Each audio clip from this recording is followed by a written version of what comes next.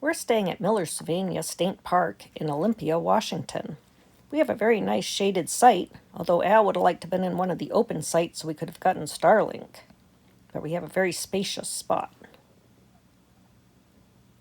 We are on the lower half of the wooded area.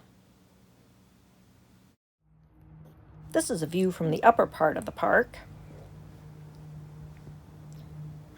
In the distance, you can see the open area.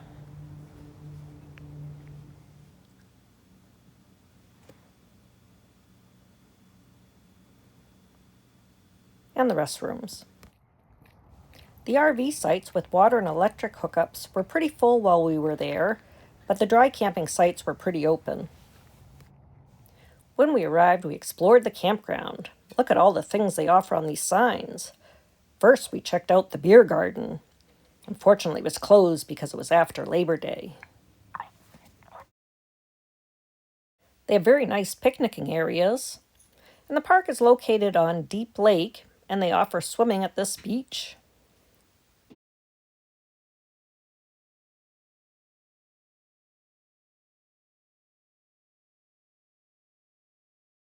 There were 4 of these kitchen shelters built during the Depression by the Civilian Conservation Corps. They're pretty cool.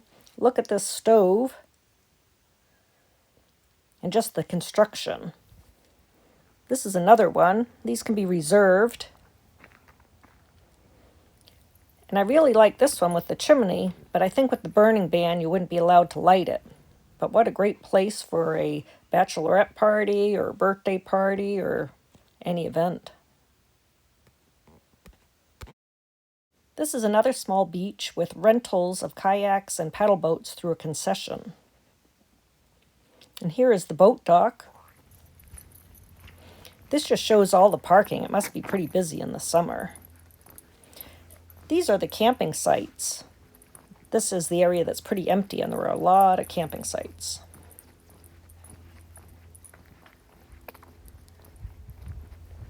And they also had glamping sites, and these were also rented by the concession.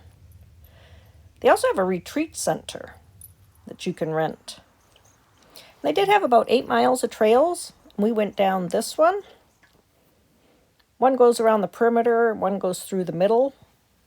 It's mostly some old growth forest, nice wide trails, old logging roads. We got caught in a light rain. The day ended up being very raw and cold. This was the largest tree that we came across.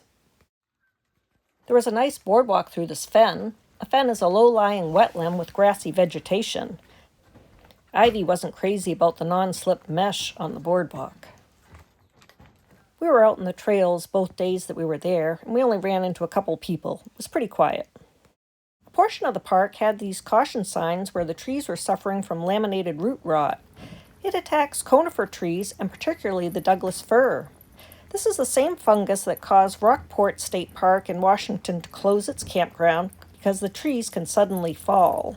Traditionally, the fungus has been beneficial, recycling nutrients and creating new habitats for wildlife. The fungus can survive over 40 years in rotting stumps and roots, and is a problem in managed areas. Well, that's it for this post. See you next time.